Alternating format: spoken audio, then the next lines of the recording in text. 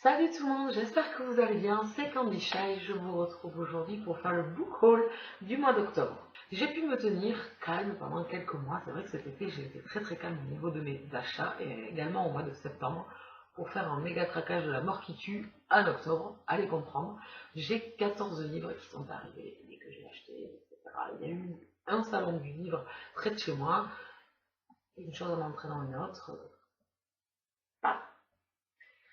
Donc je vous montre tout ça. Je culpabilise, oui, j'avais réussi à descendre ma page de 215 livres à 199 livres, j'avais passé la barre des 200, ouais, mais ça n'a pas duré longtemps. Alors, on commence avec un livre qui est arrivé, c'est Zen de Maxence Fermin aux éditions Michel Lafon, un tout petit livre, tout mignon, une très bonne lecture, mon avis est sur le blog, ici on est plus dans un romance, poésie, enfin voilà, c'est vraiment une très belle lecture, toute petite mais vraiment très dense. Voilà, je vous conseille d'aller voir la vie ici de Carl Gandhi. On parle ici d'un homme qui fait de la calligraphie et qui prend une élève sous son aile. C'est vraiment apaisant. Comme dit le titre, c'était zen et c'était une très bonne lecture. Ça donne envie de découvrir des contrées lointaines d'Asie. J'en reparle aussi également très prochainement dans une vidéo de la Gazette de Candy Shy parce que depuis le temps, j'ai pas mal de livres à vous montrer et à papoter avec vous. Donc, rapidement, quand j'aurai un créneau. Ensuite est arrivé Today, en effet, Today We Live de Emmanuel Pirotte aux éditions Le Cherche Midi, lecture que j'ai reçue grâce au Mascript de Babelio. Donc c'est ma lecture en cours, j'ai lu une soixantaine de pages. Ici on est dans un roman historique, on est à la fin de la Seconde Guerre mondiale, on suit un soldat et une petite fille. Voilà, donc je vais rester assez évasive puisque je compte vous en parler très prochainement. C'est arrivé, alors lui par contre il vient d'arriver, donc il est arrivé aujourd'hui, j'ai même pas encore signalé que je l'avais reçu. Donc j'ai reçu ce matin Les Pages du Serpent de Jessica Cornwell aux éditions Michel Lafon, un thriller. Il me tarde, comme dit le petit bandeau, un thriller qui pourrait bien détrôner Dan Brown. Alors j'avais lu Angers Démon de Dan Brown et j'avais lu bien sûr le Da Vinci Code il y a moult années. Donc ça donne déjà le petit bandeau, ça donne envie, thriller ça donne envie, en plus si c'est avec un côté ésotérique, pourquoi pas, même si la religion n'est pas forcément quelque chose qui m'intéresse beaucoup. J'adore ces intrigues comme ça, comme le Da Vinci Code, ça a été une superbe lecture, très entraînante. Le bouquin est magnifique, d'ailleurs maintenant je peux enlever le bandeau, ça sert à rien. Voilà, un magnifique ouvrage. Petit achat dernièrement, c'est ce genre d'achat que vous êtes obligé de faire aussi. Sinon vous vous sentez mal, vous n'allez pas réussir à être heureux, c'est presque vital pour vous.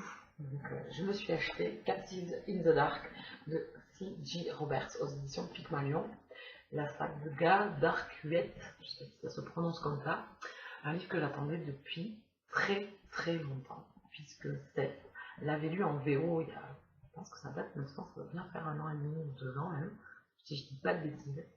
Et elle m'avait énormément donné envie. Du coup, on avait papoté un petit peu par un message privé sur Facebook, et j'avais trop envie de découvrir ce livre, et enfin une traduction française, donc je suis ravie. Je sais, ma dernière lecture, je l'ai posée hier soir, donc je suis toute chamboulée de cette lecture, j'ai écrit mon avis, à chaud. Je vais le retravailler un petit peu quand même, c'est une lecture... je vous en reparle très vite, je vais faire une vidéo spéciale rien que pour ce bouquin, donc une review. Rien que pour vous parler de ce livre, donc là ça va être sûrement le week-end, dès que j'aurai le temps, et je vous reparle de tout ça. Si vous lisez le résumé, vous allez vous demander comment j'ai pu adorer un tel livre, mais on en parle très vite. De toute façon, pour ceux qui me suivent sur Facebook, je pense que je suis passée en mode harceleuse de parler que de ce livre, puisque vraiment, voilà, quand j'adore un truc, c'est vrai que j'ai quelques disproportions, voire limite bingo. Donc voilà, je vous en reparle très rapidement. Revenons à mon craquage au salon du livre. Donc il y avait un salon du livre à 1h15, 1h30 de route de chez moi.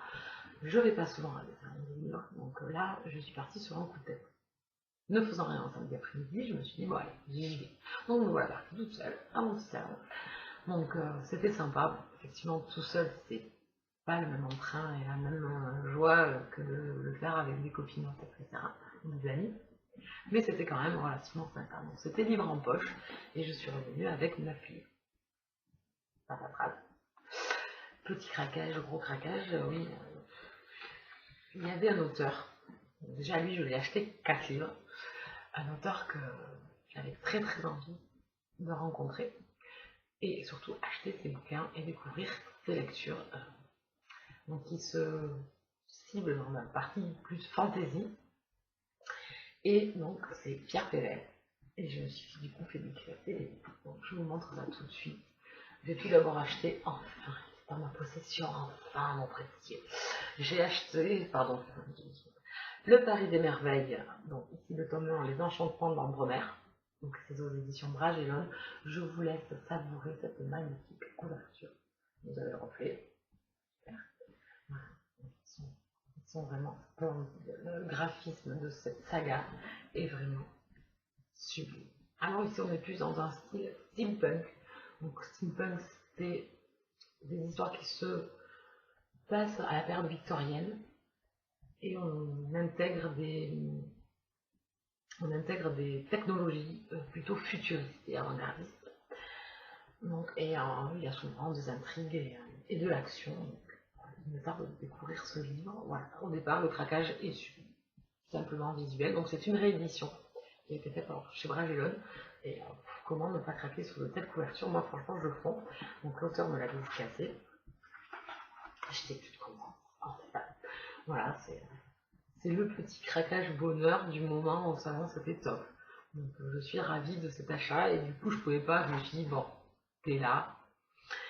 Même forcément si tu t'as pas un gros coup de cœur au premier somme, dans la vidéo ça va faire trop top. Je la file futile au possible. Mais je suis sûre, je pense que je vais aimer, franchement. Ouais. Il y a des lectures comme ça où vous savez déjà avant d'avoir commencé que vous allez aimer. Je sais pas. Un sixième tome, peut-être. Donc je me suis acheté le tome 2 également. Je vous laisse savourer cette magnifique couverture. Donc ici c'est l'élixir d'oubli. Voilà. Alors vous l'avez, j'ai l'impression que vous la voyez un peu bleue. En fait elle est plus dans les tons, je ne sais pas pourquoi la caméra, elle est plus dans les tons violacés mais parme. Très clair. C'est super. Moi je suis vraiment fan de ces romans. Et donc j'ai pris le troisième, vous vous doutez bien que parti dans ma lancée, à fond les ballons. On craque, allons-y. Donc on a pris le troisième, Le Royaume Immobile.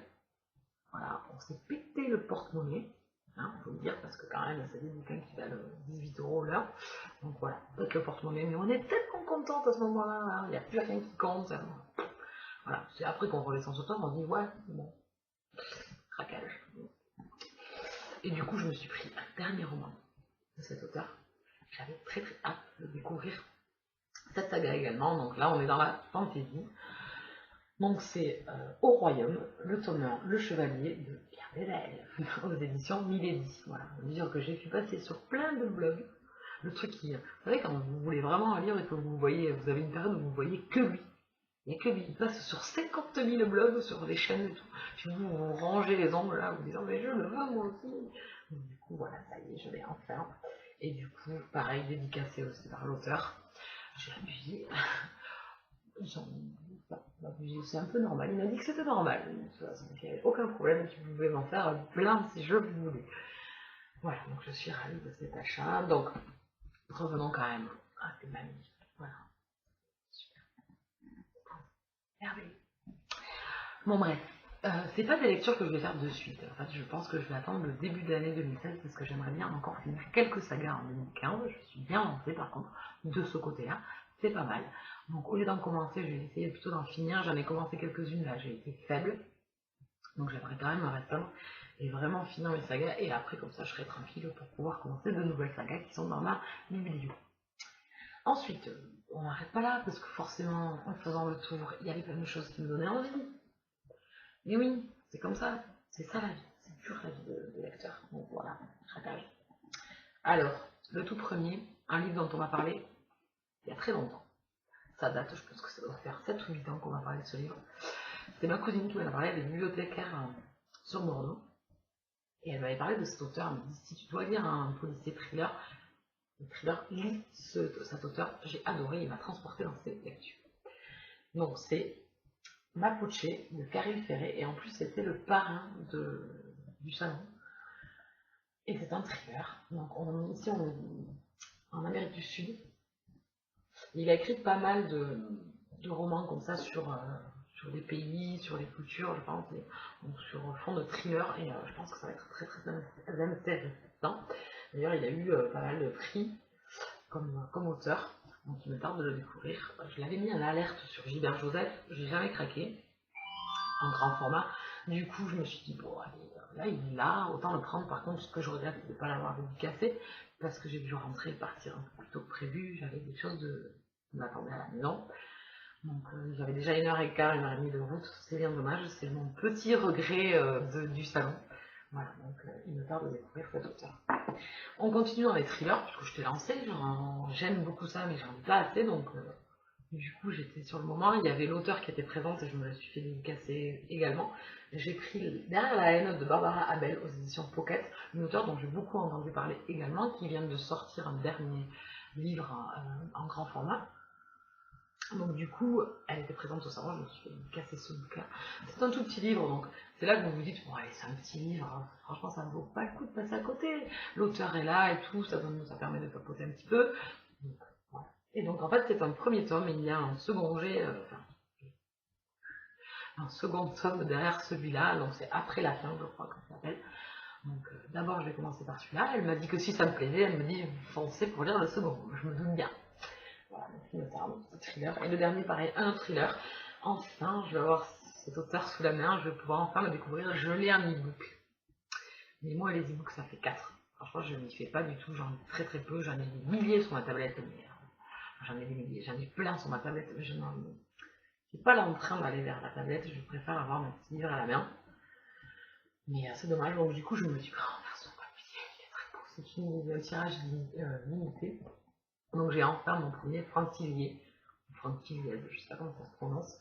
Donc ici il y a deux histoires, donc La Chambre des Morts et La Mémoire Fantôme. Voilà, donc aux éditions Pocket. Très joli livre en plus, c'est très sympa. Donc maintenant je vais pouvoir enfin lire du Franctilier. Une amie à moi très proche adore cet auteur, bon, elle adore les thrillers, donc elle est à fond là-dedans. Elle adore cet auteur, elle l'a découvert il y a quelques années. Donc elle est à fond dedans et elle m'a dit si tente, franchement je pense que tu vas adorer. Donc moi je l'ai converti un peu plus au new adulte et au romance, et elle, ça y est, je fonce sur du TBS. Bon après c'est sûr, c'est toujours le même truc que vous voyez sur tous les blogs, c'est vous voyez plein de vidéos ou d'articles sur les Franctilier, n'importe quelle lecture que ce soit. Donc forcément ça vous donne envie, vous dites moi aussi je le veux, mais oh. Donc ça y est, les choses.